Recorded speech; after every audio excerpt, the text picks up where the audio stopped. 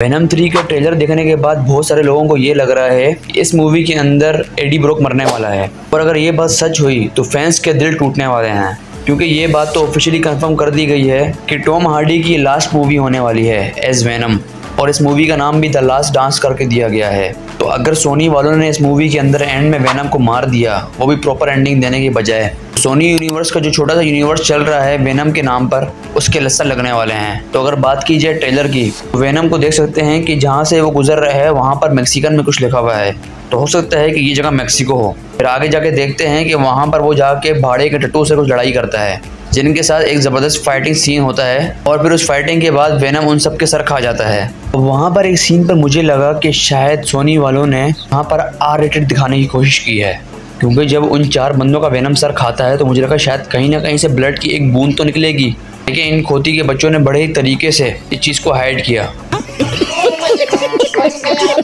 Venom 4 बंदों की खोपड़ी खा गया है, लेकिन खून का एक कतरा बाहर नहीं आया।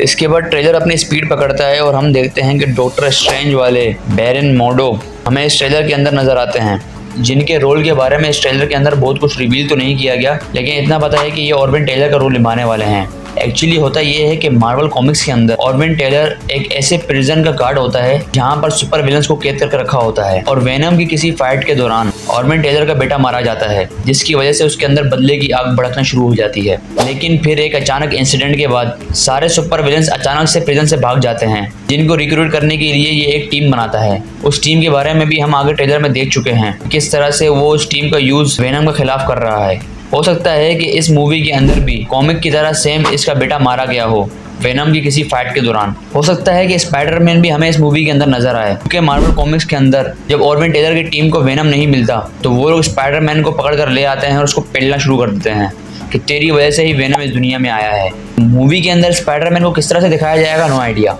या दिखाया भी जाएगा या नहीं। इसके बाद वाले सीन ने लोगों को ये सोचने पर मजबूर कर दिया कि सोनी हमारा काट रहा है या फिर ये मार्वल और सोनी दोनों मिलकर नशे कर रहे हैं, क्योंकि हम उस सीन के अंदर देखते हैं कि एक सिम्बियोट उसी टेबल पर पड़ा हुआ है जिस टेबल पर स्पाइडरमैन नो वे होम के पोस्ट क्रेडिट सीन के अंदर हमने वेनम के उस टुकड़े को देखा था। जब डॉक्टर स्ट्रेंज अपना स्पेल करते हैं तो वहां से वेनम चला जाता है, लेकिन उसके सिम्बियोट का एक टुकड़ा उस टेबल पर रह जाता है। अगर देखा जाए तो ये वही लोकेशन है, वही टेबल है, और बाहर वाला बंदा भी वही है, बस थोड़ा सा लुक चेंज हो गया उसका।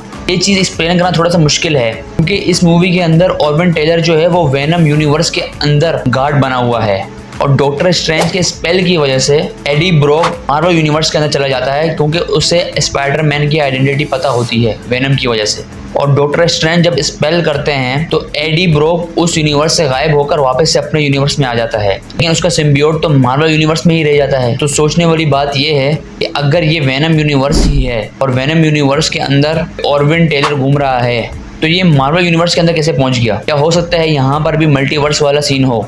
सोनी यूनिवर्स फुद्दू बनाने में तो बहुत एक्सपर्ट है, इतना तो मैं आपको गारंटी से कह सकता हूँ।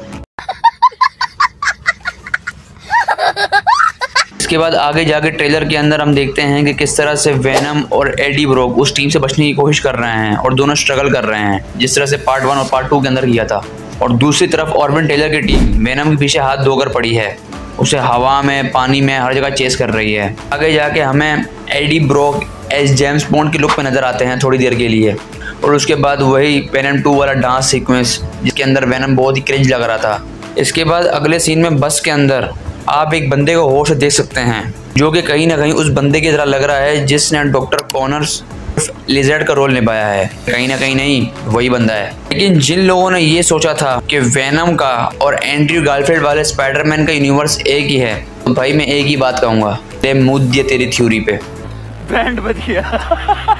क्योंकि एंड्रयू गारफील्ड के स्पाइडरमैन यूनिवर्स के अंदर जो डॉक्टर कॉनर से उनका हाथ कट चुका था और वो साइंटिस्ट थे, इस वाली बस के अंदर वो एक छपरी की तरह लग रहे हैं। इसके बाद नेक्स्ट सीन के अंदर हम देखते हैं कि स्पेस से कुछ आ रहा है, और वेनम कहता है कि उसे उसके लोगों ने ढूंढ लिया है। इस चीज़ को कॉमिक्स के अंदर जेनोफिजियस कहते हैं, जो कि एक तरह से सिम्बियोट्स के होस्ट को बड़े शौक से खाते हैं। तो अगर सोनी वालों ने प्रॉपर विलन के बजाय इनको दिखाया तो दोनों हाथों से लानत होगी सोनी वालों के ऊपर। इसके बाद नेक्स्ट सीन के अंदर हमें डिटेक्टिव साहब दिखाए जाते हैं, जिनके बारे में हमें ऑलरेडी पता है कि वेनम 2 के अंदर ये भी सिम्बियोट से इफेक्टेड हो गए थे। इतना कंफर्म है कि ये भी एक सिम्बियोट के होस्ट बनने वाले हैं।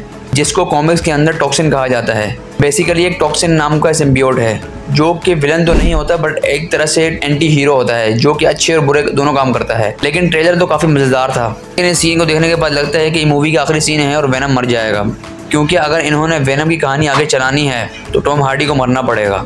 तो ये था इस ट्रेलर का ब्रेकडाउन। तो वीडियो अच्छी लगी है तो लाइक, कमेंट, शेयर और सब्सक्राइब कर देना। मिलते हैं आपसे नेक्स्ट वीडियो में।